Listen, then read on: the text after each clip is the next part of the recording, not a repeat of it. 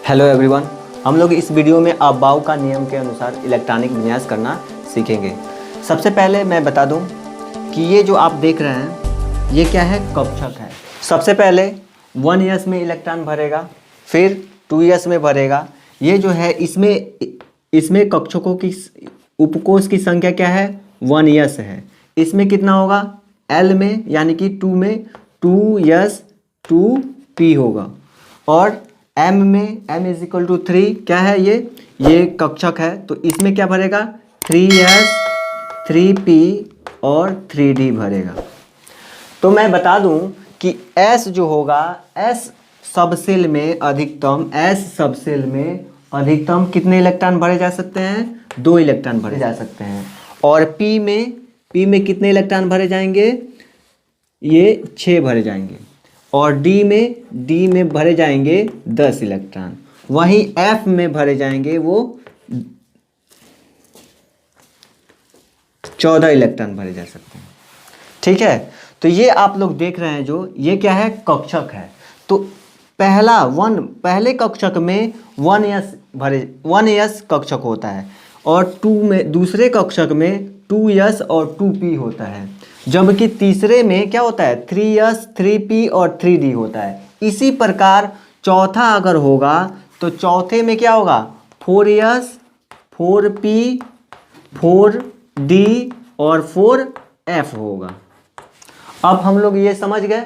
अब हम लोग देखते हैं कि ये जो पहला 1s में हम लोग ये तो जानते हैं कि यस में 2 इलेक्ट्रॉन भरे जा सकते हैं, लेकिन अब हम लोग जानेंगे क्या, सबसे पहले इलेक्ट्रॉन किस में भरा जाता है।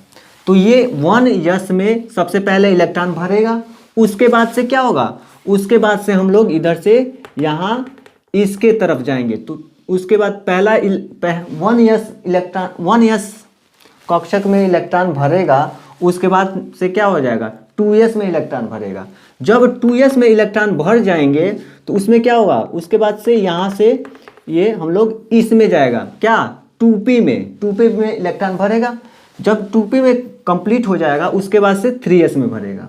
3s में भरने के बाद क्या होगा, ये जो है ये चला आएगा 3p में इलेक्ट्रॉन भरने के बाद उसी प्रकार ये भी क्या हो जाएगा, ये चला आएगा 4s में भरने के बाद ऐसे ही ये प्रक्रिया चलता है, जैसे कि आप देख रहे हैं।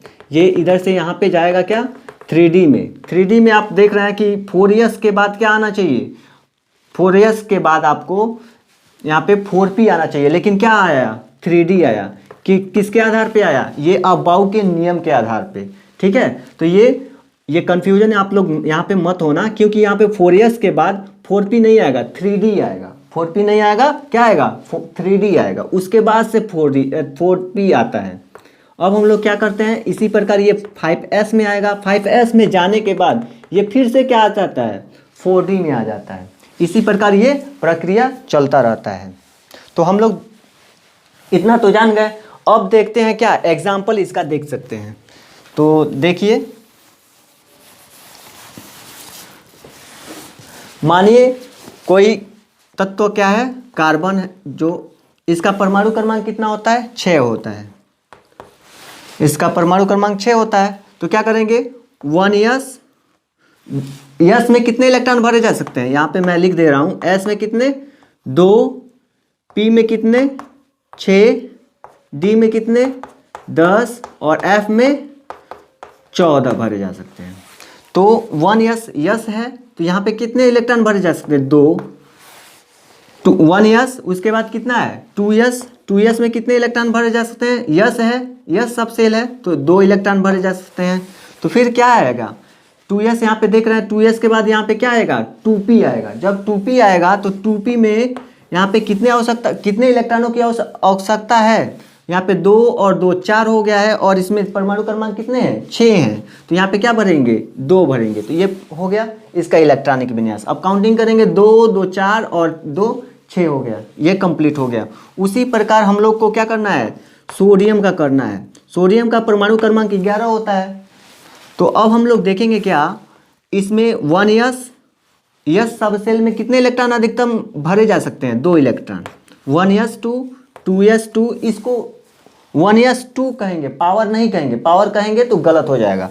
तो यहाँ पे क्या कहेंगे 1s2 2s2 2p कितना है इलेक्ट्रॉन, 2 इसमें 2 2 4, यहाँ पे क्या हो जाएगा 6 6 4 10 और 2p के बाद यहाँ पे देख सकते हैं 2p के बाद हम लोग क्या भरेंगे, 2p के बाद भरेंगे 3s। तो यहाँ पे क्या आ जाएगा 3s1 आ जाएगा, क्योंकि यहाँ पे 2 2 4 4 हो गया और 6 6 4 10 और 1 11 हो गया। उसी प्रकार हम लोग देखेंगे क्लोरीन का।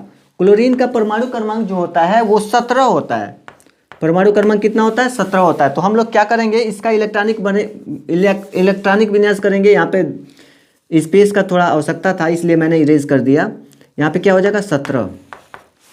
अब इसका करेंगे इलेक्ट्रॉनिक विन्यास तो क्या हो जाएगा 1s2 2s2 2p6, ये क्या हो गया 6 6 4 10 और कितने आवश्यकता है 7 की। तो क्या हो जाएगा 1s2 2s2 2p6 2p के बाद क्या है 3s 2 और 3s के बाद क्या आएगा, यहाँ पे 3s के बाद 3p आ गया। तो 3p कितना हो जाएगा 2 2 4 6 4 10 10 2 12, तो यहाँ पे क्या हो जाएगा 5 हो जाएगा, 3p 5 हो जाएगा। यही हमारा इलेक्ट्रॉनिक विन्यास हो गया।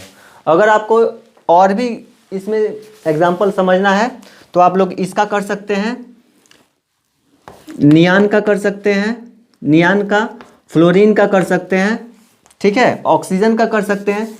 चलिए ऑक्सीजन का करके दिखा देते हैं। ऑक्सीजन का परमाणु क्रमांक जो होता है वो 8 होता है। तो इसमें करेंगे 1s2 2s2 2p4 2p4 हो जाएगा, क्योंकि दो इलेक्ट्रॉन इसमें 2 2 4 4 4 8 हो गया। इसका प्रैक्टिस करने के लिए और भी तत्वों का आप लोग इलेक्ट्रॉनिक विन्यास कर सकते हैं। तो अगर कोई कन्फ्यूजन हो, इसको जहाँ पे आपको कन्फ्यूजन हो रहा हो तो आप कमेंट बॉक्स में कमेंट करके बता सकते हैं कि कहाँ पे आपको कन्फ्यूजन हो रहा है। उम्मीद है कि आपको ये वीडियो पसंद आई होगी। अगर आपको ये वीडियो पसंद आई हो तो लाइक शेयर एंड सब्सक्राइब करें। धन्यवाद।